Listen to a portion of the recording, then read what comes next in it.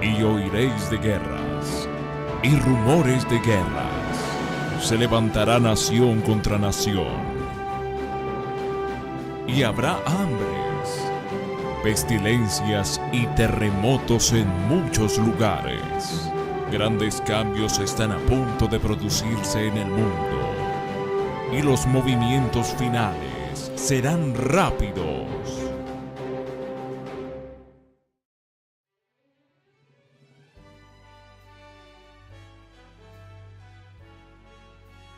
Un saludo muy cordial y les damos la bienvenida al programa Eventos de los Últimos Días.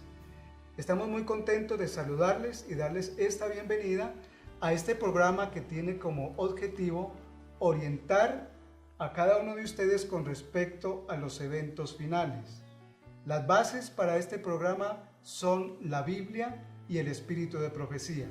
Esperamos que con la ayuda del Señor y bajo la influencia del Espíritu Santo podamos ser beneficiados y ojalá podamos despertar ante los sucesos finales que estamos viendo. Como es conocido por todos ustedes, nuestro programa está dividido en dos secciones. La sección Maranata, el Señor viene, y la última sección, Eventos de los últimos días. Para nuestra primera sección tenemos acompañándonos a Virgilio Cardona. Bienvenido, Virgilio, y preséntenos, por favor, la primera sección. Muchas gracias, un saludo muy especial para cada uno de nuestros televidentes que a esta hora están conectados con nosotros a través de la televisión.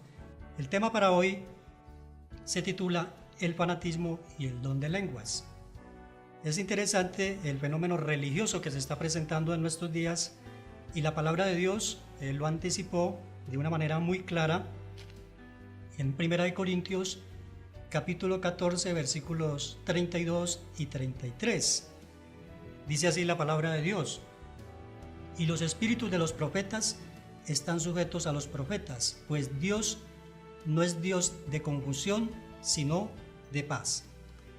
Así que es interesante la manera como el apóstol Pablo predijo estos eventos, ¿no? El fanatismo y el don de lenguas. El fanatismo y el don de lenguas están relacionados, ambos tienen una relación. ¿Qué es fanatismo? Bueno, hay una definición del diccionario de la Real Academia de la Lengua que define la palabra fanatismo. Fanatismo es una persona que defiende una posición ciegamente. Eso es la definición que hace el diccionario de la Real Academia de la Lengua hablando acerca del fanatismo. Hay muchos tipos de fanatismos en el mundo, ¿no? Fanáticos de la música, hay fanáticos del deporte, hay fanáticos en la comida y hay diferentes tipos de fanáticos. Así que el fanatismo también se ha infiltrado dentro de la religión. Y en la religión encontramos este fenómeno de fanatismo y la falsificación del don de lenguas. Es interesante que cuando estudiamos acerca del don de lenguas, nosotros encontramos una verdad y un engaño, ¿no? Acerca del don de lenguas. Por ejemplo, vamos a buscar en nuestras Biblias, en Hechos capítulo 2, libro de Hechos capítulo 2, está hablando de la experiencia de los discípulos del aposento alto. Dice la palabra de Dios que los discípulos se reunieron para recibir el Espíritu Santo. Y en el versículo 1 dice: cuando llegó el día de Pentecostés, estaban todos juntos en el mismo lugar. Y de repente vino del cielo un estruendo como de un viento impetuoso y llenó toda la casa donde estaban. Y dice el versículo 3: y les aparecieron lenguas como de fuego, que se repartieron y se posaron sobre cada uno de ellos. Y cuando estudiamos todo el relato de Hechos de los Apóstoles, encontramos que aquí los discípulos recibieron el verdadero don de lenguas. Muy bien, Oscar, ¿qué opina usted acerca de esta manifestación que tuvieron los discípulos en el aposento alto acerca del don de lenguas? Es interesante que en la experiencia de la iglesia primitiva, la iglesia apostólica, el Espíritu Santo tuvo esa manifestación especial de esta manera. Hay diferentes maneras como el Espíritu Santo se manifiesta, pero como usted nos compartía y nos lo dice la misma escritura en 1 Corintios capítulo 14, versículos 32 y 33, nos habla que Dios es un Dios de confusión y no es un Dios de confusión, sino un Dios de paz. Así que la manifestación del Espíritu Santo es un tema muy importante, porque nos muestra, por lo menos en la experiencia de la Iglesia Apostólica, cómo se manifestó. Aunque hay diferentes maneras en las que se manifiesta, siempre hay la tendencia de que esa experiencia está relacionada con el orden y también con la paz. Exactamente, porque encontramos en la palabra de Dios cómo el Señor se presenta a través del orden, ¿no? Dios es un Dios que hace todas las cosas en orden, ¿no? Y es interesante que los fenómenos que se presentan en el mundo religioso acerca de la falsificación del don de lenguas, encontramos en diferentes comunidades donde supuestamente hay personas que hablan en lenguas, ¿no? Pero es interesante cómo este don de lenguas que supuestamente algunas personas manifiestan no es el verdadero don de lenguas, ¿no? Lo que escuchamos allí es una confusión donde las personas escuchan pero no entienden lo que realmente se está diciendo. Y es más, la persona misma que supuestamente tiene el don de lenguas pues no entiende ni siquiera qué es lo que está diciendo, ¿no? Con respecto a eso, pues claramente podemos identificarlo como una confusión. La persona queda confundida y aún las mismas personas que asisten a este tipo de reuniones religiosas han dado testimonio claro de que realmente no entienden ni comprenden ni lo que se habla ni las actitudes que se manifiestan dentro de este tipo de reuniones.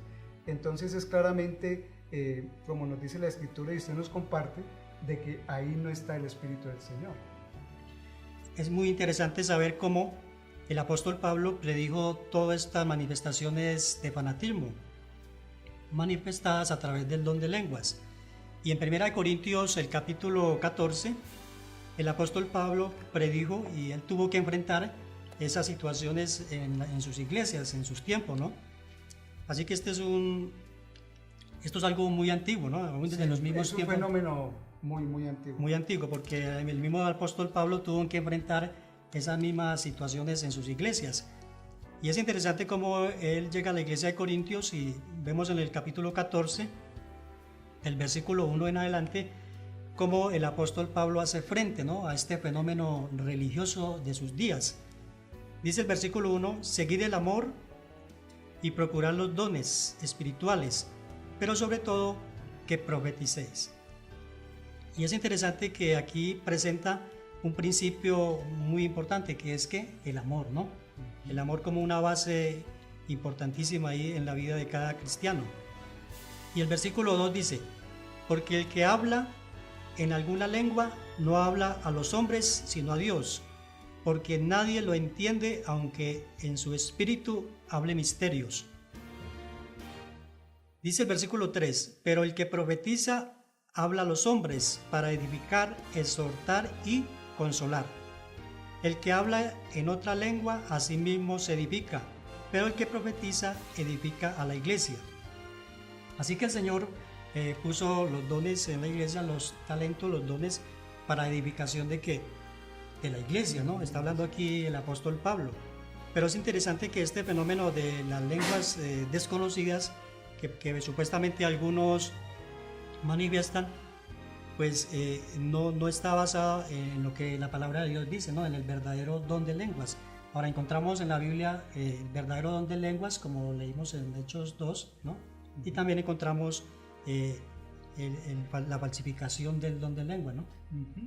Muy bien, hay un suceso que me llama la atención con respecto a la manifestación del Espíritu Santo, y es un relato con respecto a la experiencia de Elías. Y este tipo de experiencia que vivió el profeta Elías nos da a nosotros una pauta para que podamos entender dónde es que está el Espíritu del Señor. Conocemos bien la historia, que después de que Elías exalta el nombre del Señor en el Monte Carmelo, tuvo un encuentro con el Señor y el Señor le mostró en Primera de Reyes, capítulo 19, los versículos 11 en adelante, encontramos la narración de esta experiencia. Dice, él dijo, sal fuera y ponte en el monte delante de Jehová. Elías quería hablar con el Señor y el Señor quería manifestársele a él. Y lo que quería hacer el Señor en este caso era que Elías pudiera tener claramente una manifestación dónde es que está el Espíritu del Señor. Y sigue diciendo, y aquí que pasaba un gran poderoso viento que rompía los montes y quebraba las peñas de delante de Jehová, pero Jehová no estaba en el viento, y tras el viento un terremoto, pero Jehová no estaba en el terremoto, y tras el terremoto un fuego, pero Jehová no estaba en el fuego, y tras el fuego un silbo apacible, y delicado. Cuando lo oyó Elías, cubrió su rostro con su manto, y salió y se puso a la puerta de la cueva, y aquí que vino a él una voz diciendo, ¿qué haces aquí, Elías? Interesante, Virgilio, que la manifestación que tuvo el Señor, en este caso en su presencia, es de una manera apacible y calmada. Hubo un terremoto, hubo un estruendo, hubieron varias manifestaciones, pero el Espíritu del Señor no estaba ahí. Entonces también aquí nos muestra a través de esta experiencia dónde es que podemos nosotros encontrar el Espíritu del Señor y la presencia del Señor. Es muy importante esa acotación que usted hace ahí refiriéndose a la experiencia de Elías, ¿no? Y vemos como la manifestación de Dios fue de una manera apacible, ¿no? De una manera muy solemne. Pero lo que nosotros vemos en los fenómenos religiosos de hoy en día, vemos es una bulla, ¿no? Un escándalo en las iglesias donde hay una confusión y la gente no percibe bien qué es lo que se está diciendo, ¿no? Entonces es una cuestión ahí de desorden, porque por eso dice el apóstol Pablo que Dios es un Dios no de confusión, sino de paz. O sea, que la palabra de Dios no confunde a nadie, que los mensajes cuando Dios los envía no confunde a ningún ser humano, a ninguna persona, sino que es paz. La persona tiene esa paz y esa fue la paz que recibió Elías, ¿no? Entonces es interesante cómo estos fenómenos se están presentando diariamente en nuestras iglesias, ¿no? Y es muy importante cómo también dentro del adventismo se presentó este mismo fenómeno en los Estados Unidos. Quiero compartir con ustedes una declaración muy importante en el espíritu de profecía, donde está hablando precisamente de ese fenómeno. Dice, un espíritu de fanatismo se ha regido en cierta clase de observadores del sábado en los Estados Unidos. Han habido tan solo pocos sorbos de la fuente de la verdad y no conocen el espíritu del mensaje del tercer ángel. Nada puede hacerse para esta clase hasta que corrija sus opiniones fanáticas. O sea que esto fue un fenómeno que no solamente se presentó en los tiempos del apóstol Pablo, sino que también se presentó en nuestro día, ¿no? En los días del movimiento adventista. Un espíritu de fanatismo se introdujo en la iglesia, ¿no? Ya para ir terminando esta sesión, es interesante cómo también este fenómeno se presentó en los Estados Unidos a través de la Iglesia Adventista del Séptimo Día. Y quiero concluir con este mensaje en Primera de Corintios, capítulo 13, el versículo 1 dice, si yo hablara lenguas humanas y angelicales y no tengo amor, vengo a ser como bronce que resuena o címbalo que retiñe. Así que el apóstol Pablo aquí está hablando que una de las mejores manifestaciones de los dones de Dios es el amor. El amor es presentado aquí por el apóstol Pablo como uno de los mayores dones. Si una persona habla lenguas angelicales pero no tiene amor, la palabra de Dios dice que de nada sirve. Es un llamado que el cielo nos hace en esta hora para que cada día nosotros busquemos a Dios a través del estudio de la palabra, a través de la oración. Aceptemos sus mensajes y busquémoslo cada día antes de que sea demasiado tarde. Que el Señor te bendiga. Día a día, en los eventos finales.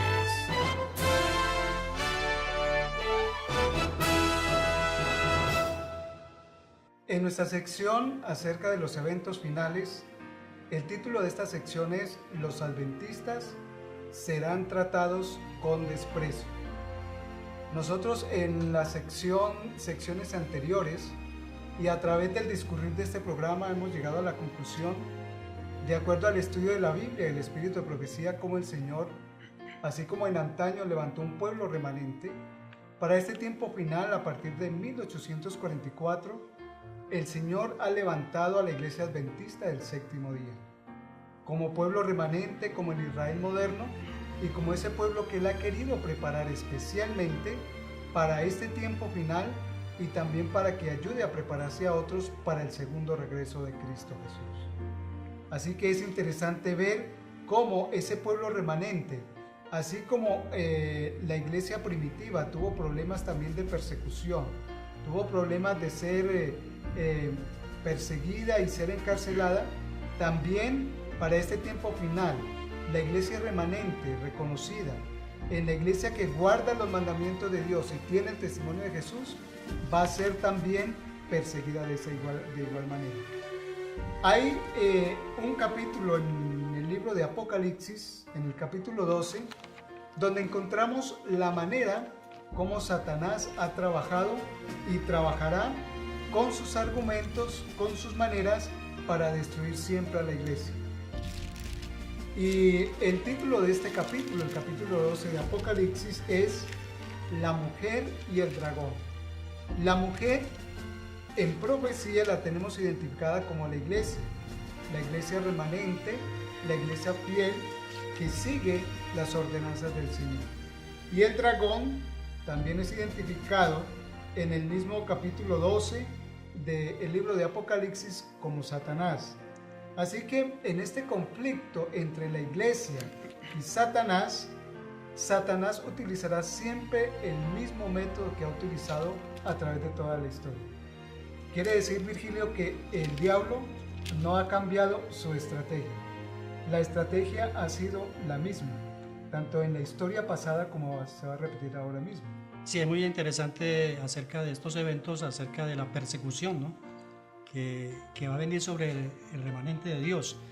Me llama la atención y es muy importante ahí mismo en Apocalipsis capítulo 17, el versículo, es Apocalipsis 12, 17, donde está hablando de una persecución, ¿no? Sobre el remanente de Dios, sobre el pueblo de Dios. Dice, entonces el dragón se iró contra la mujer y va a combatir al resto de sus hijos, los que guardan los mandamientos de Dios y tienen el testimonio de Jesús. Así que el apóstol Juan predijo una tremenda persecución sobre el pueblo de Dios, sobre la iglesia de Dios, ¿no? En estos últimos días.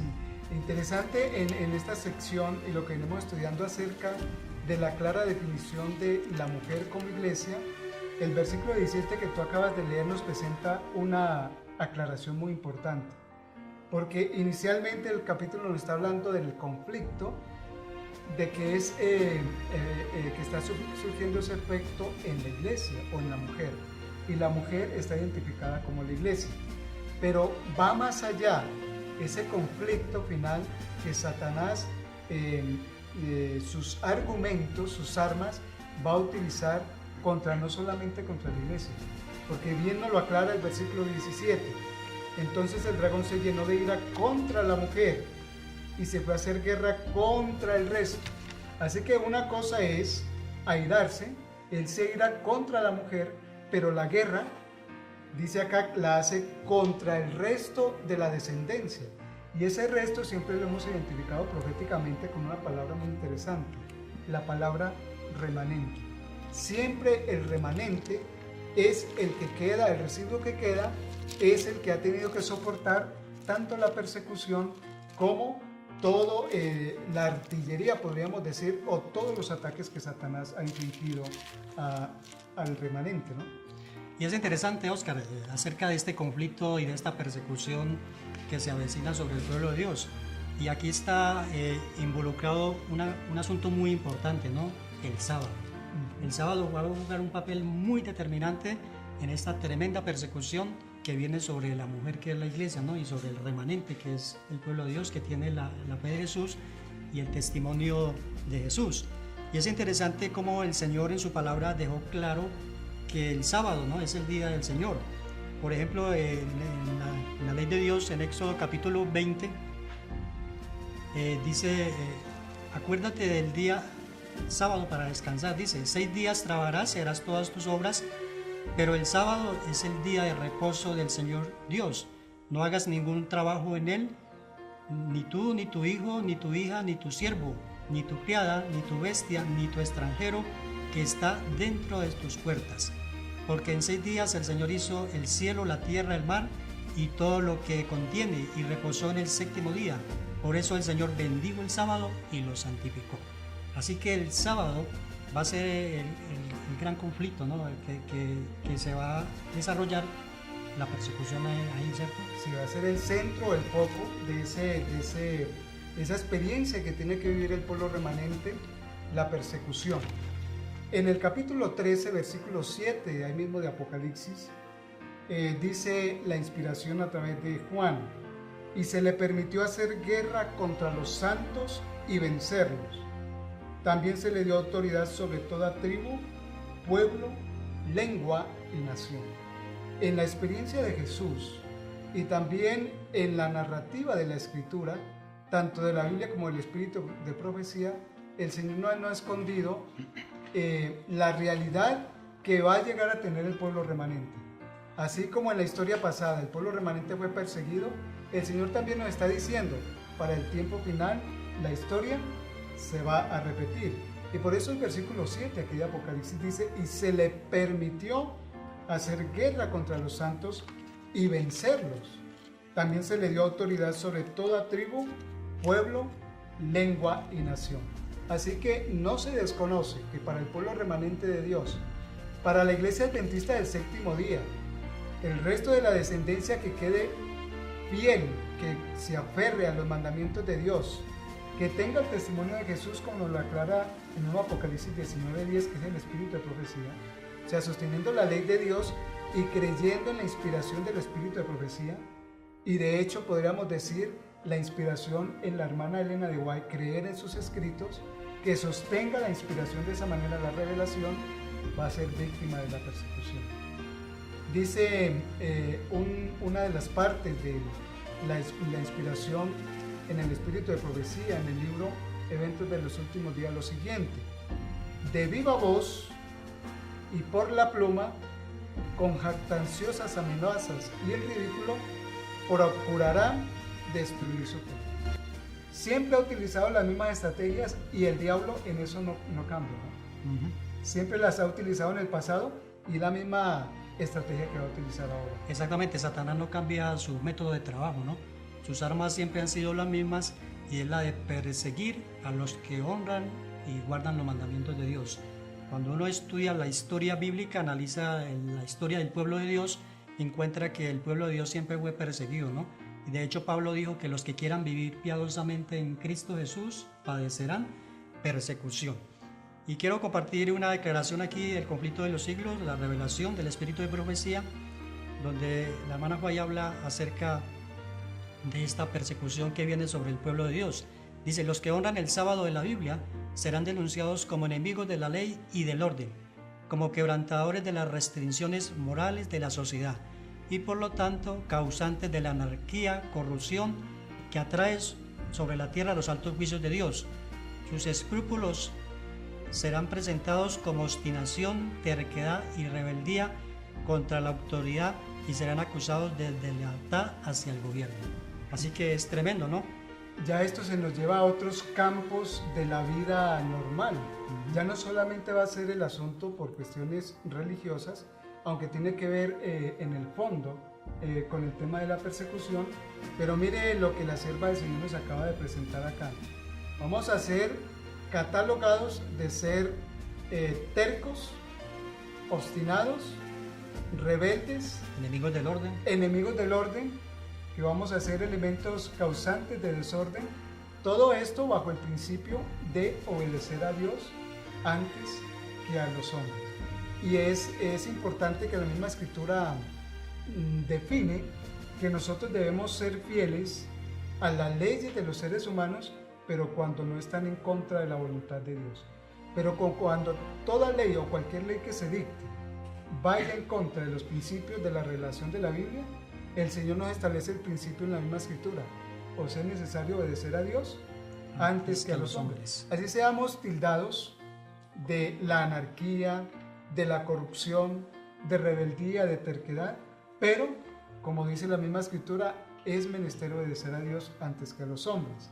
Y también la misma inspiración en la misma página de Eventos de los Últimos Días dice: vendrá una época cuando, debido a nuestra defensa de la verdad bíblica, seremos tratados como traidores.